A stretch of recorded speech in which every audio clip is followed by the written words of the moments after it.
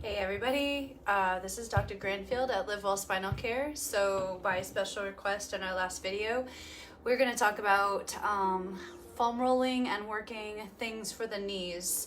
So let's get into it. So the knees are surrounded by big muscles. So you've got the quad muscle that rolls over the top of the knee. So if you ever have knee pain just right here, like an ache in the front of the knee, then that can be from a tight quad muscle. You got the IT band here, hamstring, calf. So a lot of times knee pain can be because of misalignment and unbalanced hips, but also because you have tension and tightness. So if your job is sitting at a desk or a computer, then your hip flexors and your quads are going to be shortened and tightened. And then when you stand up and you're walking around, that's going to irritate the knee. So it's really important to work all sides of the above and below and all sides of the knee. One of my favorite things that I will do if my knees are bothering me, and that's helped me in the past, is foam rolling my quads and my IT bands. That's the first thing that I go to. So we're going to grab the foam roller, which this is just a low density foam roller. It's Trigger Point brand. Which is my favorite brand. You can buy that on Amazon. I found this one at Academy Sports. It has the ridges, so it's going to break up the fascia. So if I have any adhesions or things sticking in my tissues, it's going to help break up the layers of my muscles and my fascia in here and develop some circulation as well. So first thing first, your IT band, it runs from right up here and where your the femur head is, down to the side of the knee. So you want to make sure that you're foam rolling the entire length of the muscle, but not necessarily rolling over the bony parts of your joints. Okay, so your bottom leg is going to be straight and your top leg is just bent over the top for balance and support. And make sure you're not rolled back, because then that's the hamstring, or you're not rolled too far forward. It's probably going to be tender. So again, if any area is tender when you're rolling on it, it's likely that it needs more foam rolling and it needs more massage and some release. So don't give up on it and don't avoid it. It will pay off hugely. But what you can do, especially if you have some strength, is use your hands on the floor to push your body weight off of the foam roller. Use your foot on the floor, and then you can mitigate how much pressure that you're putting on the foam roller and how much soreness or intensity that you're feeling. Okay, but if it feels okay and it's not too intense, you don't want more than a 5 out of 10, then go ahead and roll through it. So you can find a spot that's tight and then hold it here for a few seconds and just try to relax over the foam roller. And then you can also just take your time and roll slowly from each end of the muscle. So you're gonna lose me here, but that way you can see I'm going all the way to my knee. Just trying to lift my leg there so maybe you could see where I went with the foam roller. If you go too fast or you go faster, it might also mitigate some soreness and make it less intense. So rolling just faster. But I switch up. I'll go back and forth over the belly of the muscle, like in the middle of my thigh, and then I'll slow it down and roll all the way. One of the most intense and sore spots is gonna be right here, like just right above the knee on the outside of the knee. So make sure you don't avoid that spot. And then make sure you do the other side. The other area we're gonna work is the quad muscle. So I recommend rolling on both the fronts of both legs, both quads to start out. So what you're gonna do is come down on the foam roller, put your elbows down, and I'm using my toes for some balance and support, and I'm just gonna army crawl forward as it rolls right above my kneecap. I'm not gonna roll over my kneecap, and then I'm gonna roll back. So mine are kind of tender, so it feels like maybe I should just stay on both. If it's not that tender and you want a little bit more intensity, you can increase it by putting all your body weight on one. So now all my body weight is on my right one, and I've got a lot more pressure.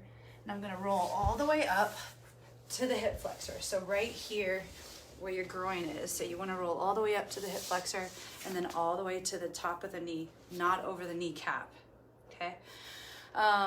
Then the hamstrings. So the hamstrings and the calves. We'll start out by sitting up on top of the foam roller, and you might start out by putting both of your hamstrings on and rolling from the bottom of your butt right to almost behind the knee.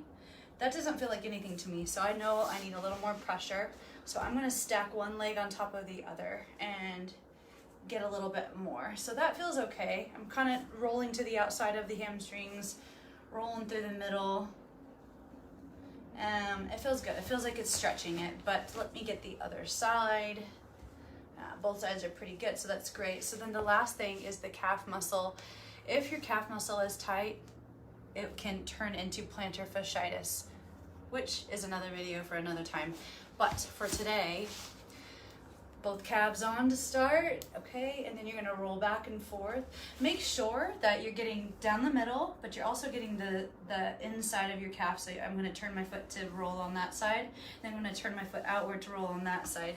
So I'm gonna stack my legs because I need that extra pressure. I'm gonna lift my hips off the floor. And this takes some energy. It is a workout. So you're getting a little bit of core and you're getting a little bit of upper body. So if you think about all of the benefits from rolling out your calf muscle, it kind of makes you more apt to do it, or at least it makes me more apt to do it. So I'm rolling the outside of my calf right up to before my knee, and then all the way down almost over the bony ankle, but not.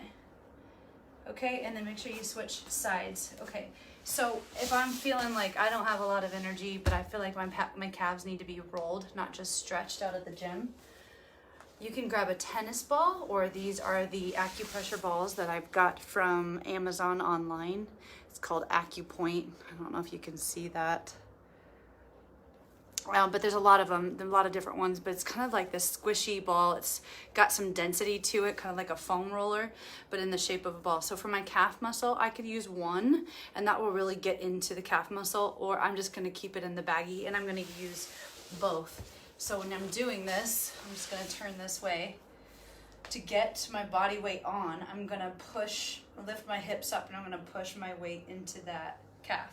Again, I'm gonna turn my foot so it's getting the inside of my calf muscle. See how my foot is turned in? And I'm gonna work the whole length of the leg. And then I'm gonna turn my foot outward to get the outside of my calf muscle, push it all the way to the knee, right before that, because right before the knee is where it starts to get a tighter, more density of muscles and tendons, and those can get a lot of stress and start to develop adhesion, so it's really important to hit that area. So I think that is even better than the foam roller because it's just less stress on my upper body, even though I like the workout. I'll work it out a different way, like in class tomorrow, body pump and CX works.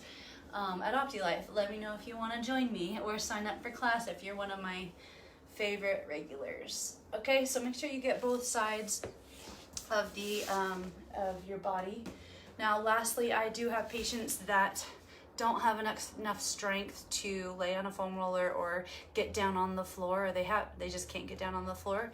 So we've talked about this before. This brand is called Add a Day. I'm gonna bring it in here if you can see it.